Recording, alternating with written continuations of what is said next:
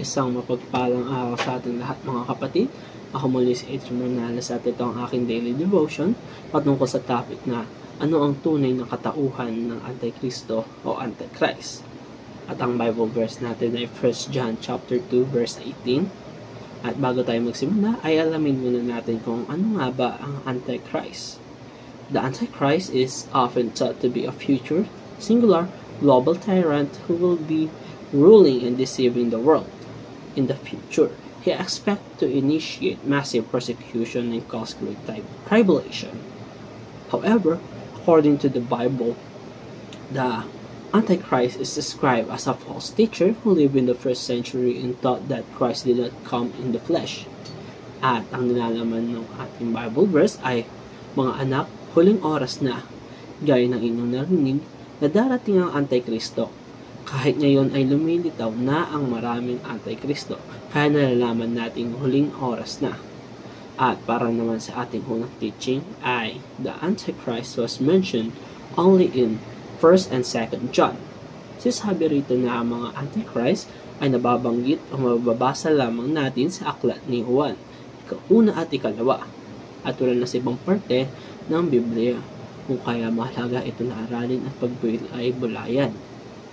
At ikalawa ay the Antichrist lived in the first century.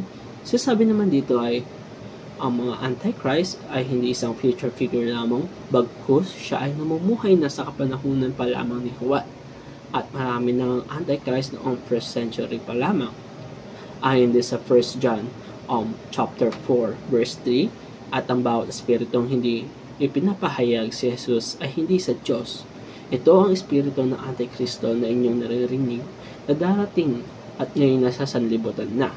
Sinasabi rito na noong sinulat pa lamang ito ni Juan ay meron ng mga Antikristo. Ikatatlo ay the Antichrist is not to be feared.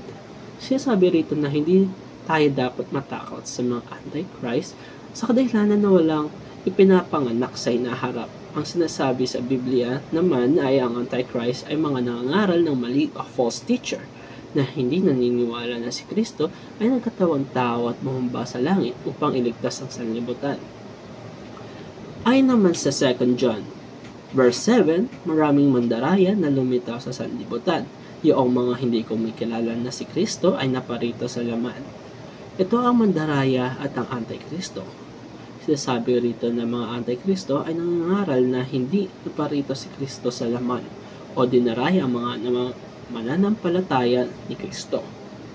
At para naman sa ating application ay study the Bible exegetically o sa madaling salita ay hayaan natin ang Biblia na mangaral sa atin. Hindi yung kailangan natin dagdagan ang nasa Biblia.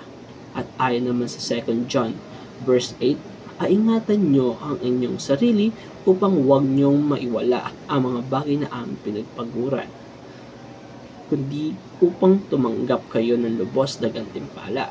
Sinasabi rito ay huwag tayong magpalinlang sa mga Antikristo, sa mga katuruan na hindi tugma sa katuruan sa Biblia o kay Kristo, upang hindi natin maiwala ang katuruan na kanilang pinaghirapan. Pangalawa ay avoid reading exegetically o pagbabasa o paniniwala sa mga sariling katuruan o mga sama-samang katuruan mula sa iba't ibang Biblia o sa ating mga naririnig, at paggawa ng sariling katuruan ng walang katotohanan. Panghuli ay be confident of the triumph of Christ and His Great Commission. Maging confident tayo sa triumph of Christ and His Great Commission sa paniniwala na ang bawat bansa ay magiging disipulo ng Panginoon, at paniniwala na walang Antikristo na maghahari sa ating mundo sa hinaharap, kundi si Kristo lamang. At mga kapatid, dito na nagtatapos ang aking devotion sa araw na ito. Muli, ako sa Adrian Bernales ng Batch 3. Maraming salamat sa panonood.